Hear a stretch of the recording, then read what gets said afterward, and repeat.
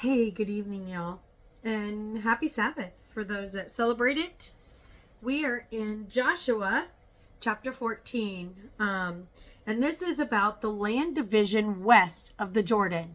And so bear with me, and as we invite the Holy Spirit to be a part of this study, and shalom to all those who are joining me. Land and division west of the Jordan. Now, these are the portions that the Israelites inherited in the land of Canaan as distributed by Eleazar the priest, Joshua son of Nun, and the heads of the families of the tribes of Israel. Their inheritance was assigned by lot for the 9.5 tribes as the Lord had commanded through Moses. For Moses had given the inheritance east of the Jordan to the other 2.5 tribes.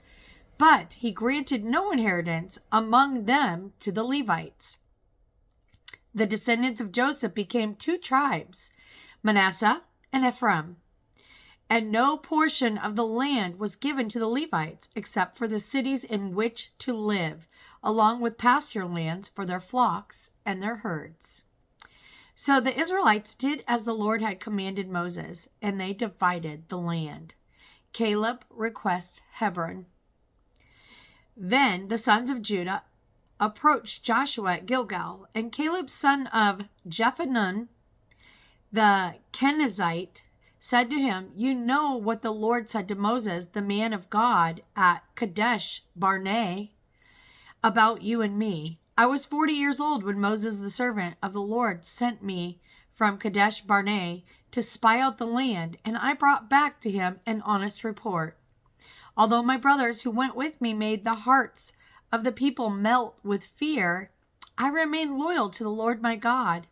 On that day Moses swore to me, saying, 'Surely the land on which you have set foot will be an inheritance to you and your children forever, because you have wholly followed the Lord my God.' Now behold, as the Lord promised, he has kept me alive these 45 years since he spoke this word to Moses, while Israel wandered in the wilderness.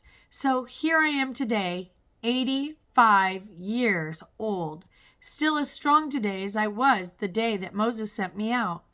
As my strength was then, so it is now for war, for going out and for coming in. Now, therefore, give me this hill country that the Lord promised me on that day. For you yourself heard then that the Anakim were there with great and fortified cities. Perhaps with the Lord's help, I will drive them out, as the Lord has spoken." So he's speaking faith. Then Joshua blessed Caleb, son of Jephunneh, and gave him Hebron as his inheritance. Therefore Hebron belongs to Caleb, son of Jephunneh the Kenizzite, as an inheritance to this day, because he wholly followed the Lord, the God of Israel. Hebron used to be called Kiriath Arba, after Arba, the greatest man among the Anakim. Then the land had rest from war. Pretty amazing, right? How awesome is God? How awesome is God that for those of us, look how long he had to wait, though. He had to wait 40 years, 45 years to get his inheritance. Are you in a waiting season? Is God making you wait for something he's promised you a long time ago? I know that sometimes it can be hard when you are waiting, but we have to have faith in God, and we have to step up and ask. Have you asked? Look at how Caleb asked God and said, "Hey, do you remember the promise that you made to me? Is it time yet? And can I have this?" God promised that those that are faithful to him, that he would bless them. And is that not amazing? I pray that you'll ask God for whatever he has promised to you, and ask him if it's time yet. I know that I'm asking. I hope you will too.